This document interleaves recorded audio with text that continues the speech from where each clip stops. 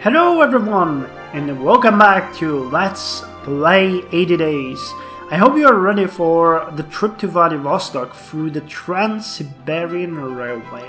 So let's embark. We'll have to hire extra space for the third luggage, and the Siberian weather, but the gentleman's travel set should help. Good, now let's go. Man, this is gonna be a long journey. Next Sunday, so we're basically travel 10-11 days, I think. We joined the Trans-Siberian Express in the Urals. Let's converse. Reading, Madame Pavlichenko. May I see your ticket? How I despise this job. Vladivostok to Yokohama. Speaking of steamships, I understand my uncle had a friend who worked aboard the cargo steamer from Lima to San Diego. Huh. Yokohama to Pyongyang, Yokohama to Canton, Yokohama to Honolulu. I wish I knew. You can pick up wax cylinders inscribed with music in Honolulu. You can sell for profit at Atlanta. Would you tell me more about Honolulu? Also, you can pick up harmonicas in Honolulu, extremely valuable in New Orleans. From Lima, wow, going around the south of America, interesting. I settled Monsignor Fogg and went to explore the train, ending up in a car filled with lively cavalry officers, eating smoked fish and playing music. One of them enjoined me to play his balalaika, a kind of triangular mandolin. I accepted eagerly and strummed a few notes to familiarize myself with the unaccustomed instrument. Once happy with its function, I played a familiar favorite, Yip I a D, a song about a musical fellow called Herman von Bello, who was possessed of a rather sizable cello. Our choruses of yips and ayes rather alarmed some of our fellow diners, and I was treated to some colorful local lyrical variations, which cast a new light on Herr von Bello's prodigious talents. The officers were so pleased with my performance that they very generously made me a gift of that very same balalaika. I cannot wait to play it for Monsignor Fogg. Interesting. The balalaika should fetch a good price in San Francisco, should we decide to sell it. Vladivostok beleaguered by gold prices. Interesting. So it's Friday. Time on board trains take on a meditative quality. Man, I always wanted to go for Trans-Siberian Express. I really hope that one day I'll have the chance. I danced like a Kazakh. I visited a library car and met Goland, the daughter of a Mongol chieftain who was poring over a thick volume of algebra. Confessed myself surprised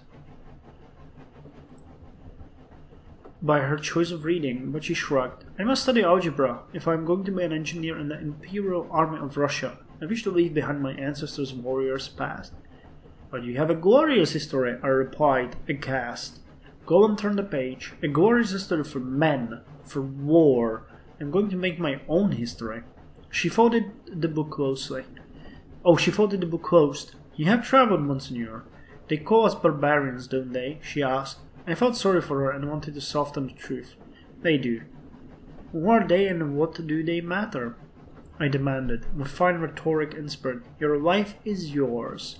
She leaned forward, eyes shining. The truth is, there is more going on in my country than most outsiders know. We are growing fast as a people. What do you mean? You mean territorial expansions? I asked, a trifle nervous. What do you mean? I asked, intrigued.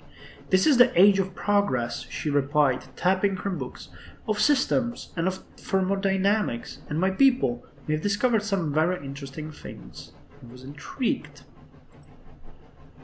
and went forward to hear more, but the girl shook her head. I won't tell you, she said and laughed. I will show you tomorrow night on the deck. I will be there, I nodded. We conversed until supper, and she presented me with her family's suda, a Mongolian horsetail banner. I do not have any need of my past, where I am going, she said. You have it. Do with it what you will. The Mongols said I should fetch a good price in Yokohama. Interesting. Omsk today, we decanted a full score of British, Dutch and German merchants and took on more military officers. Omsk today, we decanted a full score of British, Dutch and German merchants and took on more military officers who cleared an entire first-class carriage for the use of a mysterious couple. I caught a brief glimpse of the woman behind the bristle of bayonets. I was fairly overset with curiosity, but it would be several days before I encountered the couple again. The hour grew late, and my meeting with Gallant, the mathematician, approached. Monsignor Fogg watched my bustling about our cabin with suspicion. You look as though you are planning an escape, he remarked. I am meeting someone. Monsignor Fogg's eyebrows twitched in that manner of his, but he said nothing, returning to his newspaper. I breathed a sigh of relief and hurried from the cabin to meet Golan on the viewing platform of the train. You came, she said. I am glad. As am I. She looked at my eyes for a moment, then smiled quickly. Taking my hand, she walked along the edge of the rail, the wind tugging her hair into a wild dance. The train's lamp was a single candle in an endless night. Lifting my hand past her cheek, she pointed my finger out into the desert. There. I saw nothing except evening stars. I shook my head, and Golan laughed. There! She exclaimed. How many stars do you know that move? She was right. One gleaming dot on the dark horizon was lifting upwards. Golan squeezed my hand. That star is the Garuda launching, she replied. It flies at night to keep it a secret, but now you know it. What is the Garuda? I asked. The world has been made small by airships, Golan replied. They pull everyone closer together, but our Garuda is faster still. It will turn this world into a single teeming city, and Urga will be at this new world's heart. Still intent on world domination, then? It sounds most formidable, I told her. Now you see why I am studying, she replied. Everything about this new world will be different, and I will help shape it. I do not doubt it, or you will rise like a star. I do not doubt it. Flattered! Flatterer! Her dark eyes flashed with hot anger. A moment later she stood on her tiptoes and leaned forward. Out there on the deck of the remarkable train, with the endless Russian night bitterly cold, the Lady of the Steppes kissed me. Let's attend to Mr. Fogg, because this trip is rather long. My man, your attention is very relaxing. The lines are fig here, and other trains pass ours frequently. Some are filled with settlers and others with soldiers, packed into 5th and 6th class cars, so closely that I wonder if they can even breathe. I saw a darker train go past, metal cars with iron gratings that seemed to cast shadows as it moved. It was a prison train, bound for nowhere. The criminals aboard were simply carried backwards and forwards across the mountains, always moving, never stopping. I could not watch their faces. Their eyes spoke of endless wastes and never-ending movement. Travel is good for the soul, I think, but like all things, in moderation only.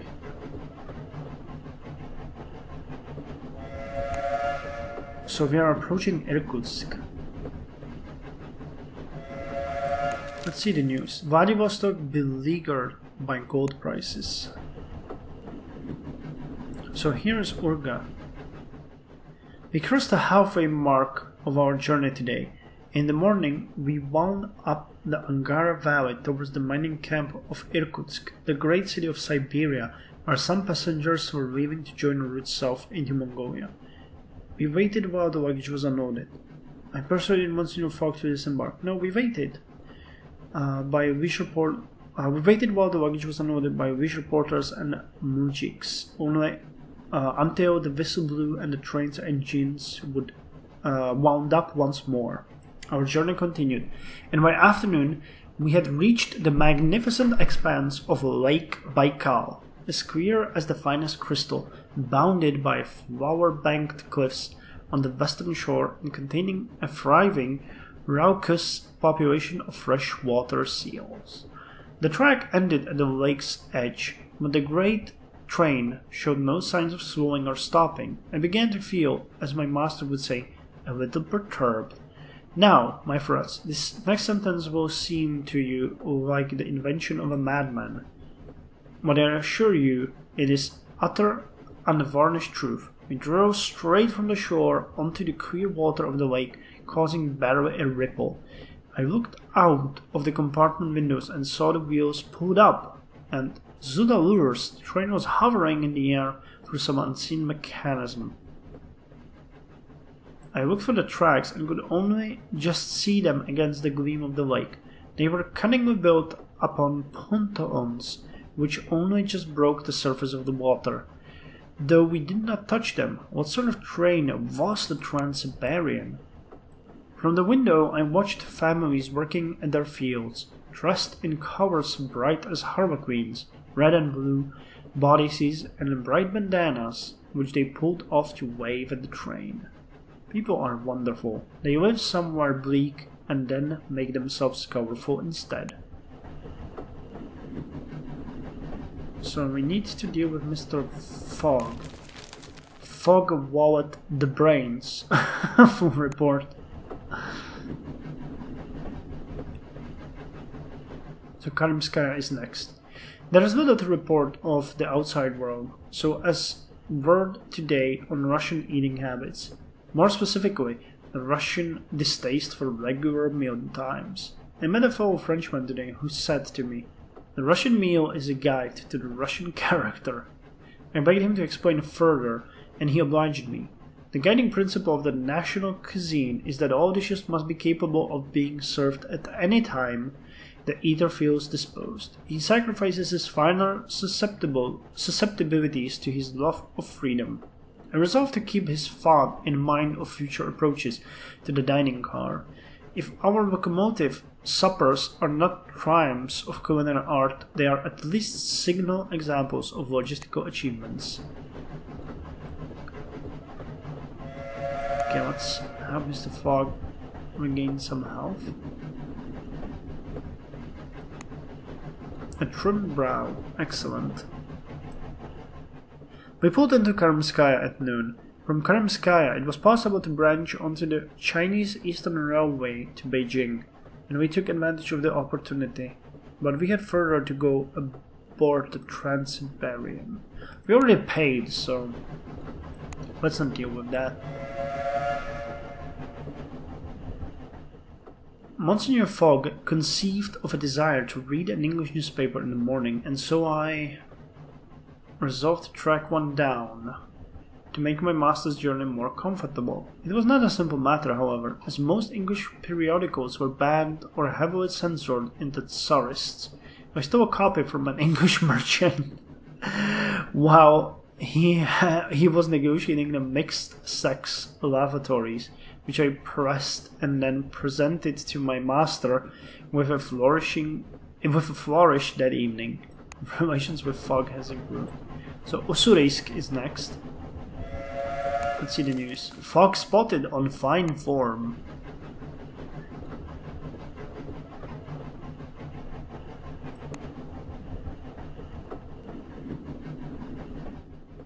We reached Ussurisk today.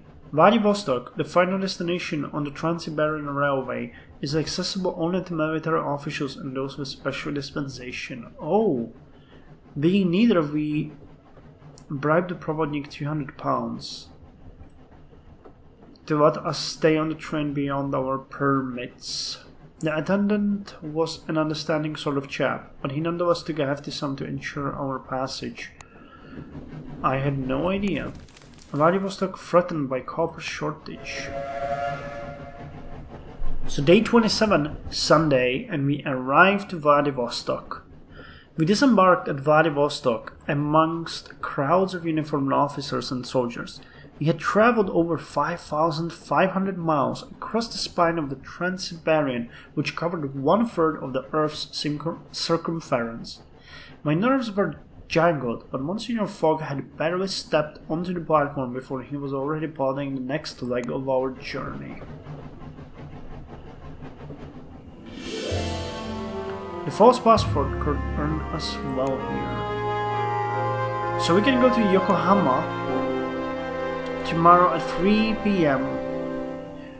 So let's stay for the night, see what beauties Vladivostok presents. The military port of Vladivostok looked out over the calm black water of the Sea of Japan and was populated largely by sailors of the Far East Fleet and a mix of Chinese, Korean and Russian residents. I visited Matroskaya Sloboda, sailor town. I was curious about the foreign resident. Let's visit the sailor town, a hastily constructed set of low buildings sprawling out from the harbor. Sailors drank lemon tea or vodka in every doorway and talked only of one thing, the possibility of war with Japan. I sidled over to a young man who was for drink, a female communications officer who sighed heavily. It is the railway. Japan fears how close Moscow has become. Is Japan right to be afraid? I asked, and she blanched. Well, look at what Moscow has done to Siberia. She turned away from me. Britain and France have their empires in Indochina, and the Tsar is looking eastward as well. After all, on a clear day, you can almost see the shores of Japan from here. A sobering thought. The thin evening light had begun to darken by the time I made it back to my hotel, but my adventures here was far from over. An imposing Imperial Army officer accosted me in reception and subjected me to a thorough search. I objected most strongly, and he threw me to the floor and then studiously went through our cases and my pockets anyway, although of course he found nothing seditious. Vladivostok is a closed port, he declared. It will be held while a decision is taken to your case. I pleaded with him, but I may as well have begged. Oh my God, the thunder not to roll. And so it was that we came to spend 4 nights in a Russian military jail, not an experience I would recommend even for the hardest of travelers. When we were finally released, it was without much discussion. We were pointed to the docks and told to leave, and quickly.